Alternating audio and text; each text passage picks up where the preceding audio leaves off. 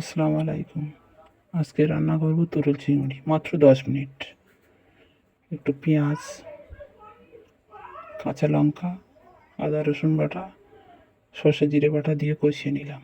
লাল লাল হয়ে যাবে, চিংড়িগুলো দিয়ে দেব।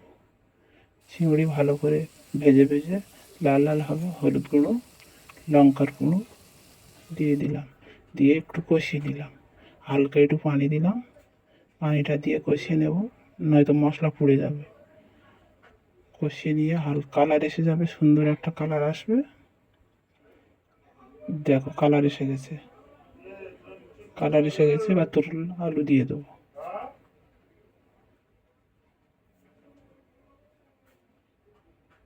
হালকা কষিয়ে নিলে কালারটা সুন্দর আসে। তরুল আলুটা দিয়ে কষিয়ে নেবো, আর ভালো করে কষিয়ে নিয়ে তরুলতে পানি বার হয়, পানি দিতে লাগবে না, এই পানি থেকে কষা হয়ে যাবে। দেখো পানি ছেড়েছে, পানি বার হয়েছে, কতটা পানি বার হয়েছে। তরুল চিংড়ি রান্না হয়ে গেছে আমার। দেখো কেমন লাগছে, লাইক কমেন্ট করতে ভুল